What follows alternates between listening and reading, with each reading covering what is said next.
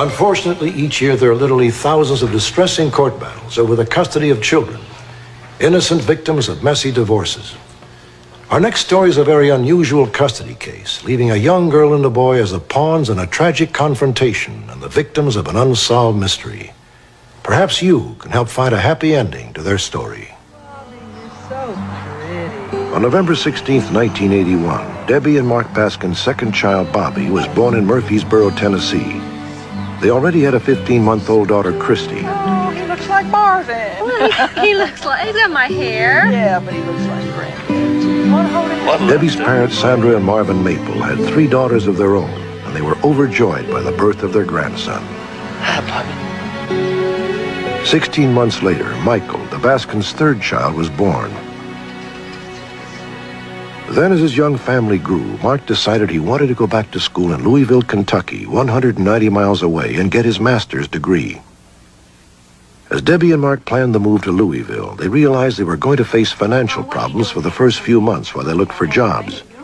When the Maples suggested taking the 2 oldest children just for the summer, it seemed an ideal way to ease the financial burden without disturbing the children. You and Mark will be coming here? After we had made the decision that it would be good for the kids to stay with Mom and Dad, Mark and I one evening just sat with the kids at supper and discussed it with them. Would you like this or not? We'll be coming to see you quite often. We'll be calling. The kids were very close to Mom. They were real excited. They knew that it was going to be a toy store every day. Honey, I guess this is it. The day we moved to Louisville with the furniture and the cars and all, it was rough. Come here, guys. Give Mommy a big hug. Hey. I love you, Bobby. Bye, honey. I love you, Bobby. You'll be a good girl. You'll be a good boy. They will. All right, They'll be good. I know you love them, Mom. Yes, they'll be good. Christine and Bobby were crying. Michael was crying. I was crying. Mark was trying to act like he could handle it, and I think he was pretty torn up. Bye-bye. We love you. Michael, the youngest child, went to Louisville with his parents, while Christy and Bobby stayed in Murfreesboro with their grandparents, the Maples. Although it was upsetting to have the family split apart, they all kept in touch regularly. However, finding work in Louisville turned out to be very difficult, so Bobby and Christy stayed with the Maples all the way through to Christmas. Bye. Christmas, we come down, and Christmas was a weird Christmas. Mother was real cool. I had a talk with Mother about, I think we'll just get the children. She got very angry. Suddenly, I'm this very bad person for wanting my children with me. You know, we're their parents, and I miss them, Mom. They've been my whole life for all... Honey, but I really miss you. I thought you were the one who would never leave Mama, me. I love you, and I know you miss me, but I miss my kids, you know? I just really miss them. Well, they're part of our lives. They're part of our family. Now, Debbie, you can't do this to me. The 2 children stayed with the Maples, but by April, Debbie and Mark's relationship with them had deteriorated to the point where they were no longer welcome to stay at the house when visiting their children. Even so, Debbie and Mark continued their visits, and on April 10th rented a motel room so the family could all stay together. We picked up the children on April 10th. I guess it was about just before midday.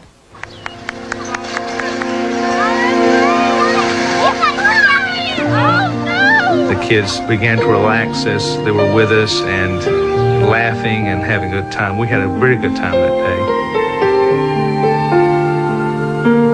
We played with the children. We took pictures. The kids were having a lot of fun. They were running down the slide. It was a good day. The visit in April was the first time the kids acted like something was wrong. Christy got emotional about, Nanny's not you, Mommy. I really miss you. I said, Christy, we are going to be together in about 6 weeks, babe. I said, you started your achievement test. You're going to finish them this week. Everything is going to be okay. And I asked her at that day, I said, has something happened? And she kept telling me, no. Even at that point, we never even dreamed of what they were cooking up. Mr. and Mrs. Maples, tell me, if you would, please, what happened the night Bobby and Christy got back from the motel? Oh, they were terribly upset. A month later, on May 5th, the Maples tried to gain control of the children. They petitioned for custody of Bobby and Christy before Judge Robert Corlew in his chambers. It wasn't until the next morning that they told us about the terrible things both their parents had done to them the night before in the motel room. The Maples charged that their own daughter and son-in-law, Debbie and Mark, had abandoned their children and that they were members of a satanic cult. Most shocking of all, the Maples alleged that Bobby had been molested in the motel room by his mother and father during the April 10th visit. Their parents are totally unfit to have custody of them. Mr. Macon, I'm going to grant your clients temporary custody of Christy and Bobby, and I'll schedule a hearing pursuant to this matter for May 23rd. On the evening in May, the phone rang, and it was about 9:30, and I said, "Okay, Daddy, what's happened?" Finally, he says, "Well, I know you and Mark have molested the kids." I think I literally dropped the phone on the floor, and I ran to the bathroom. I was sick. What was amazing to me was that a middle-aged couple were able to walk into a judge's chambers without any proof, without that judge even talking to us or the children, and take our rights away as parents. And that order was signed by Judge Corlew. And I hold him responsible for the life that's gone on. This was the type of case where the abusers, whomever they were, or alleged abusers, certainly needed to be removed from the children, at least temporarily, while the investigation could continue. Upon the children's return on Sunday evening, Bobby was hyper and his eyes were... On May 23, 1988, almost 3 weeks after the Maples had brought their charges against Debbie and Mark, the court hearing was held. Mother got up on the stand. She said all this stuff. There was no emotion. Daddy gets up there, and he perjured himself. The judge kept saying, "I'm going to hold somebody in contempt of court," and he never held a soul. That's what was killing me. The testimony was bizarre. Therefore, it is the decision of the court that it is in the best interest of the children and the public that Bobby and Christy Baskin be placed in the temporary custody, care, and control of Marvin and Sandra Maple until an investigation into the charges can be completed. Court stands adjourned.